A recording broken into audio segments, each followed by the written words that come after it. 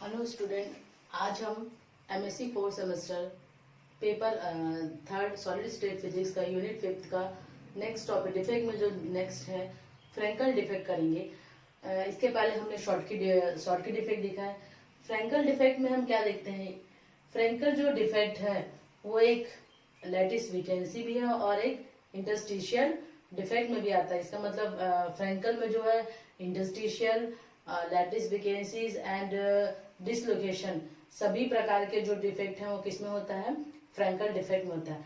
Basically Frenkel defect में क्या होता है, फ्रैंकल डिफेक्ट में हम देखते हैं an atom is transferred from a lattice side to an interstitial side. एक जो एटम्स है, एटम्स में भी कौन सा कैटायन, कैटायन क्योंकि जो कैटायन की जो साइज होती है वो एनायन से क्या होती है, कंपैरिजन छोटी होती है।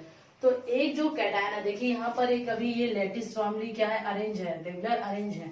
तो फ्रैंकल डिफेक्ट में क्या होता है, एक जो कैटायन है वो अपने लैटिस साइड को छोड़कर इंटरस्टिशियल पोजीशन में चला जाता है जहां पर कोई और भी एटम्स नहीं है। जैसे कि इस डायग्राम में देखिए, यदि हम देखते हैं क्या, ये जो कैटायन है अपना प्लेस छोड़कर कहां पर चला जा रहा है, इस लैटिस साइड में कहीं किसी इंटरस्टिशियल प्लेस में। सपोज ये कहां पर आ रहा है, ये यहां पर आ जा रहा है, ठीक। तो इसमें क्या हो रहा है, एक तो वेकेंसी तो हो रही है, साथ में वो इंटरस्टिशियल पोजीशन पर भी जा रहा है, इसके साथ में वो क्या हो रहा है, डिसलोकेट भी हो रहा है। इसलिए इसमें वेकेंसी और इंटरस्टिशियल दोनों प्रकार के डिफेक्ट पाए जाते हैं। इसके साथ में हम ध्यान रखेंगे, जो लास्ट लेक्चर में देखा था हमने, जो शॉर्ट की डिफेक्ट होता है, क्योंकि उसमें पेयर ऑफ जो इलेक्ट्रॉन है वो वेकेंट होते हैं, तो उसमें डेंसिटी की में क्या होती है, डेंसिटी कम हो जाता है, डेंसिटी उसकी कम हो जाती है। लेकिन जो फ्रैंकल डिफेक्ट है, चूंकि वो जो कैटायन है वो अपने इंटरस्टिशियल पोजीशन में उसी सरफेस में है, इसलिए इसकी डेंसिटी पर कोई इफेक्ट नहीं होता है। तो फ्रैंकल डिफेक्ट में हम क्या देखते हैं, जो फ्रैंकल डिफेक्ट है, फ्रैंकल डिफेक्ट है वो जो होता है, defect an atom is transfer from a lattice side to an interstitial site, a position which is not occupied by any atom. अब हम यहाँ पर देखेंगे कि हम क्या कैलकुलेट करेंगे, we can calculate the Frenkel defect in equilibrium at a temperature T.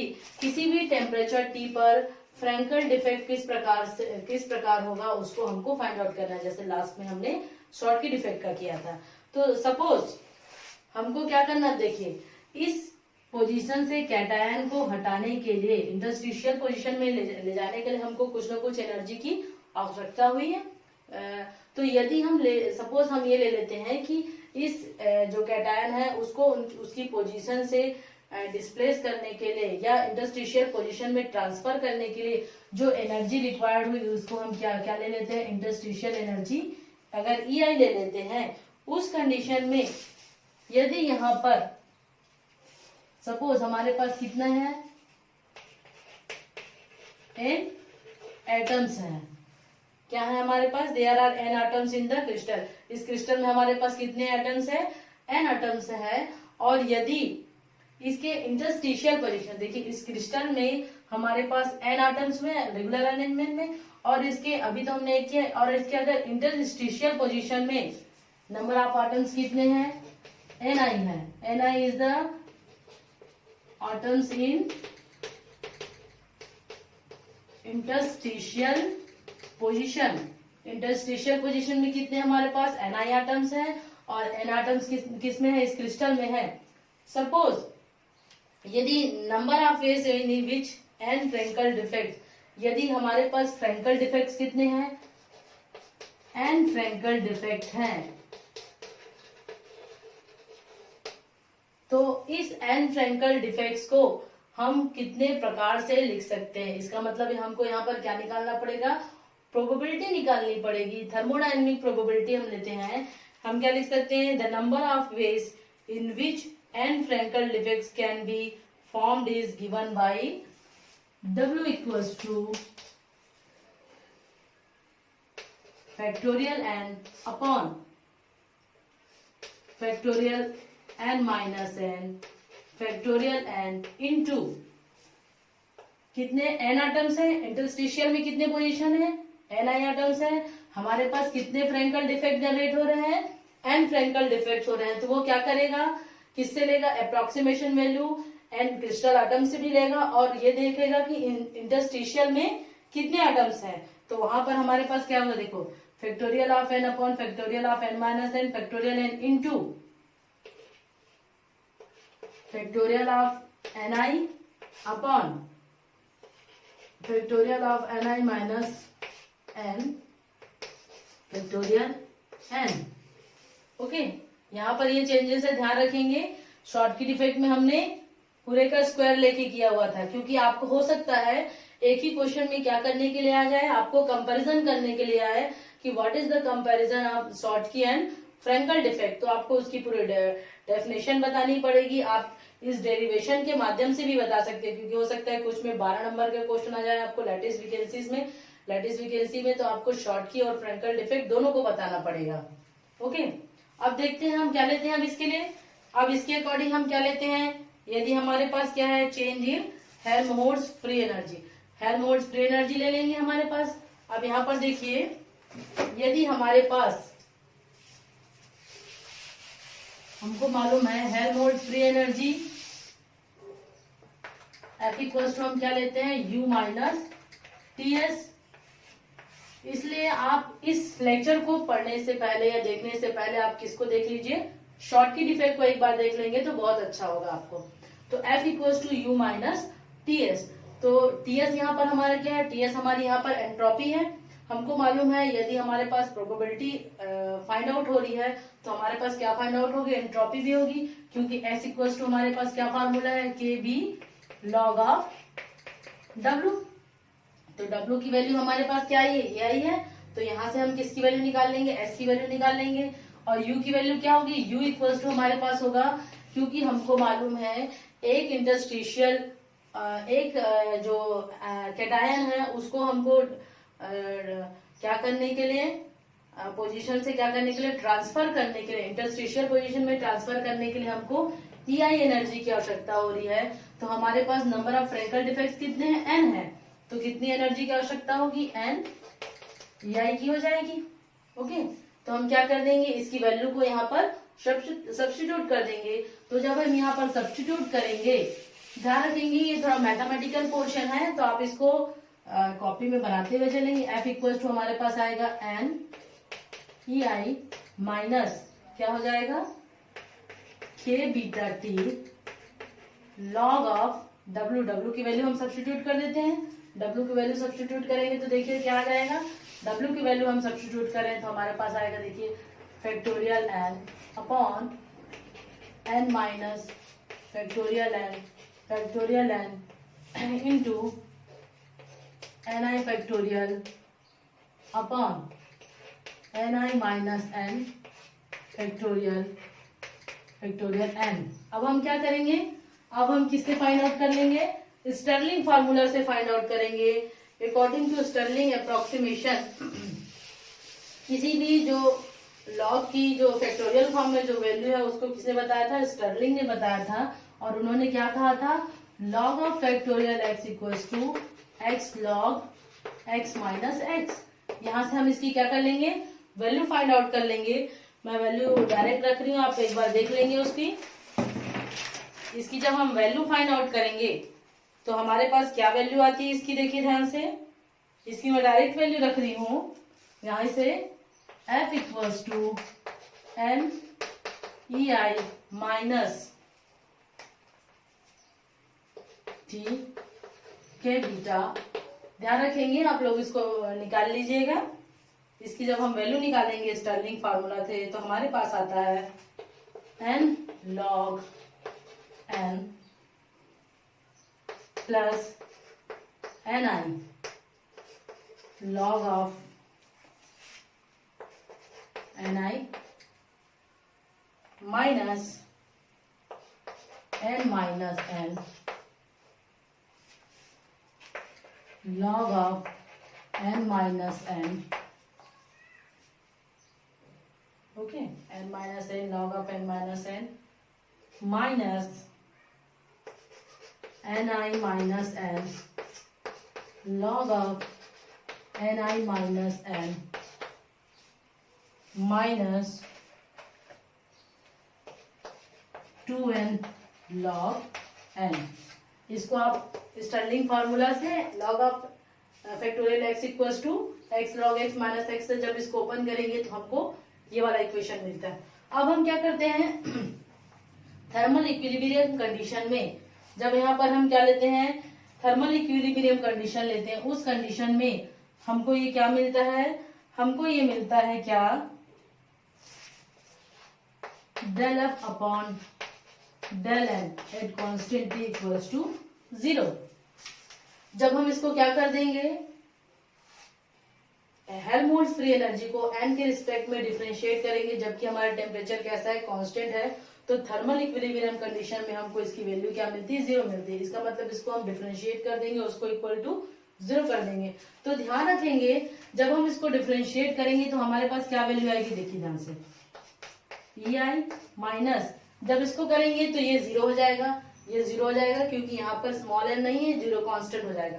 इसका जब हम करेंगे तो इसका 2 बार होगा, n माइनस n एक बार, तो इसका सेकंड हो जाएगा। इस प्रकार से लेंगे, यहाँ पर भी 2 बार होगा, ये भी 2 बार होगा। जब हम इसका पूरा कैलकुलेशन करते हैं, मैं डायरेक्ट वैल्यू रख रही हूँ यहाँ पर, आप मैथमेटिकली इसको कर लेंगे। जब हम इसको पूरा करते हैं तो हमारे पास आता है ei minus k beta T log of n minus n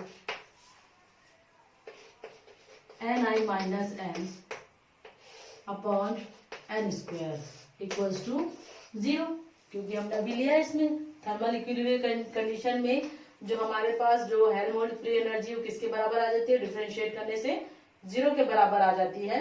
तो ei minus k beta T log n minus n ni minus n upon n square equals to 0। यदि हम यहाँ पर ये लेते हैं, क्या कौन सी कंडीशन लेते हैं, if n is less than n, okay, कि हमारे पास जो फ्रैंकल डिफेक्ट जनरेट हो रहा है, नंबर ऑफ एटम जो क्रिस्टल में है उससे क्या है हमारे पास बहुत कम है, और यहाँ पर जो हमारे पास जो इंटरस्टिशियल जो स्पेस है वो क्या है, बहुत अधिक है, या ni is greater than n ले रहे हैं, तो यहाँ पर ये किसके बराबर हो गया, n के बराबर हो जाएगा, और ये किसके बराबर हो जाएगा, ni के बराबर हो जाएगा। तो इस इक्वेशन को हम कैसे लिख सकते हैं, देखिए ध्यान से, यहाँ पर अप्रोक्सीमेशन से इस इक्वेशन को हम लिख सकते हैं किस प्रकार से, देखिए,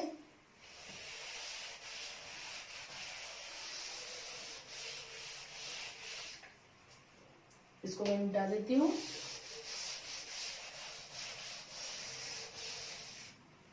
ये जो हमारा इक्वेशन आएगा किस प्रकार से आ जाएगा, देखो ध्यान से, इसको हम लिख सकते हैं ei minus k beta T log of n into ni, क्योंकि ये स्मॉल n बहुत छोटा है n से, तो ये बराबर n हो जाएगा और ये बराबर ni हो जाएगा upon n square equals to 0। ये हम इसको कैसे लिख सकते हैं, इसको हम इस प्रकार से लिख सकते हैं, देखिए ध्यान से कैसे लिख सकते हैं, देखो इसको हम लिख सकते हैं ei अपॉन के बीटा टी, इसको उधर ले गया फिर इधर ले आया तो अपॉन, इसको कैसे लिख सकते हैं, देखो ध्यान से, log of ni n square, okay.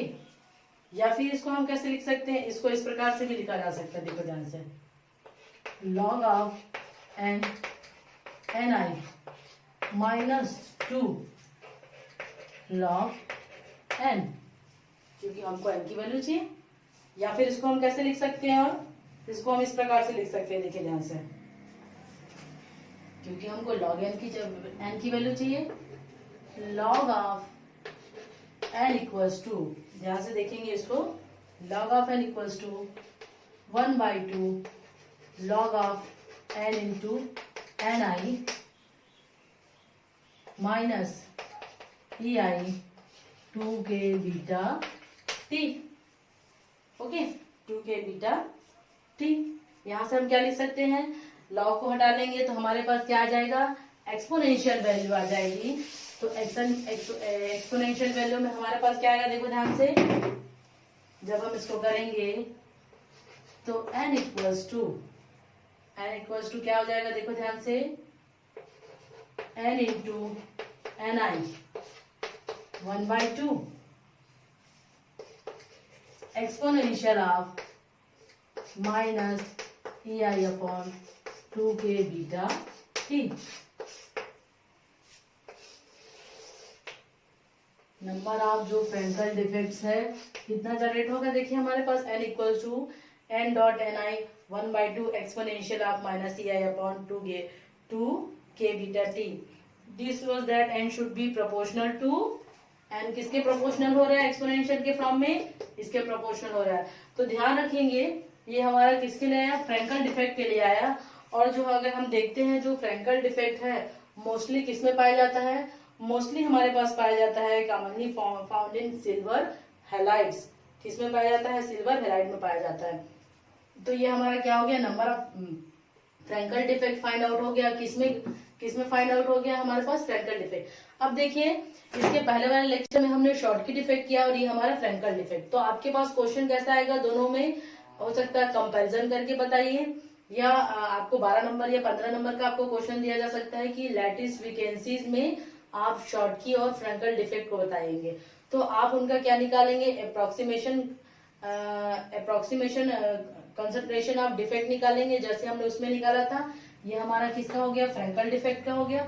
Schottky defect में हमने देखा था n इक्वल हमारे पास क्या मिलता है, n exponential of minus ep upon 2k beta t।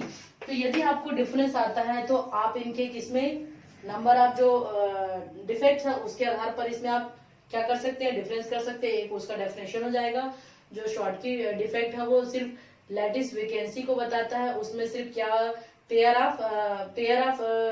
Generate होते हैं, एनायन और कैटायन का पेयर जनरेट होता है। और फ्रेंकल डिफेक्ट में हम देखते हैं वो क्या है, लैटिस साइड से जो एक कैटायन है वो क्या हो जाता है, ट्रांसफर हो जाता है या रिप्लेस हो जाता है, कहाँ पर, अपने इंटरस्टिशियल पोजीशन में ट्रांसफर हो जाता है। तो ये उनके मेन डिफरेंस हो गया।